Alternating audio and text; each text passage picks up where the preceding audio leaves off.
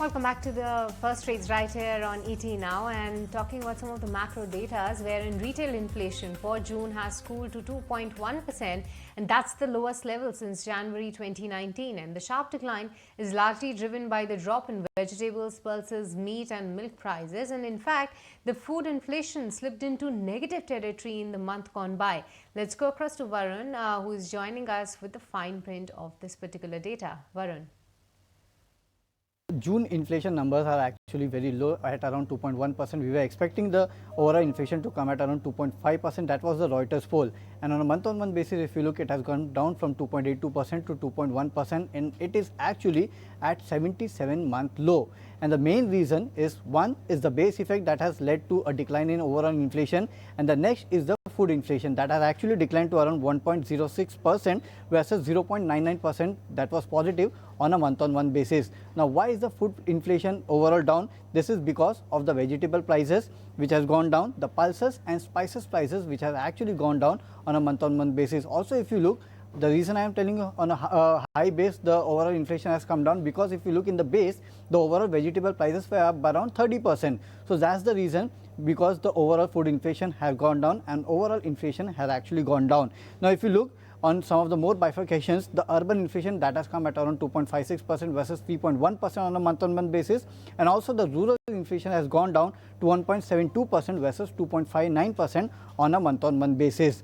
But if you look at the core inflation, that has actually come at around 4.43% versus 4.24% in the month of May, and actually it is on a 21-month high.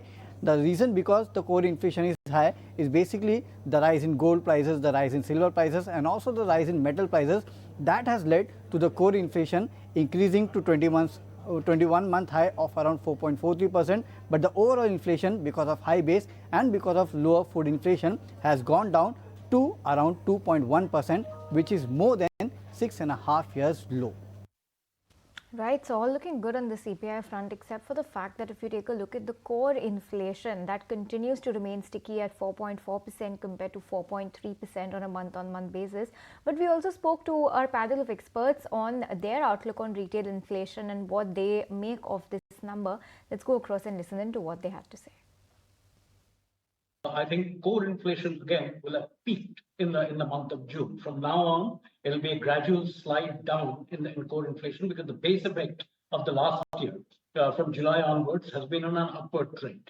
And given the fundamentals of all the prices, whether it be metals prices, oil prices, particularly the prices that you see at the pumps, petrol and diesel prices, etc., we might actually see a cut if petrol prices, fuel prices, crude oil prices remain low.